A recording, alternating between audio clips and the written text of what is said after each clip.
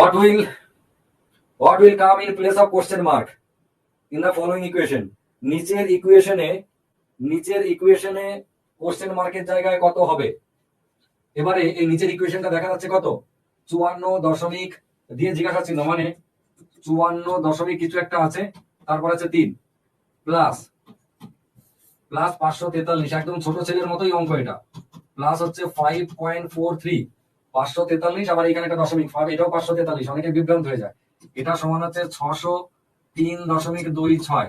এবার কি করতে পার, কিচ্ছু না, যেটাতে জিজ্ঞাসা চিহ্ন দেওয়া থাকবে সেইটাকে ফিক্স করে দেবো, নড়াবো না এটাকে না নড়িয়ে, মানে 54 দশমিক জিজ্ঞাসা চিহ্ন 3, এইটা সমান 603 থেকে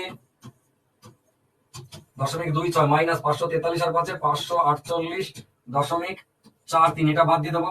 এটা থাকবে কত 548 50 2 3 2 50 52 54 54.83 আর 3, এইটা রইল বিয়োগফল। এবারে বাঁদিকে খেয়াল করে দেখুন, 54 দশমিক জিজ্ঞাসা চিহ্ন 3 যদি থাকে, তাহলে এক্স্যাক্টলি জিজ্ঞাসা চিহ্ন জায়গায় কত আছে? অতএব জিজ্ঞাসা চিহ্ন সমান হচ্ছে 8। সিম্পল ক্লাস 2 এর মতো অঙ্ক এটা, যে যাকে জিজ্ঞাসা চিহ্ন দিয়ে ভরা আছে, যে ভদ্রলোক, এই যে একে নড়ানো যাবে না, একে না নড়িয়ে কাজ চালাতে হবে। বাকিদেরকে ট্রান্সফার করে দিলাম, ক্যালকুলেশন করে দিলাম, সব হয়ে গেল। তাহলে জিজ্ঞাসা চিহ্নের জায়গায় কত হবে? 8 হবে।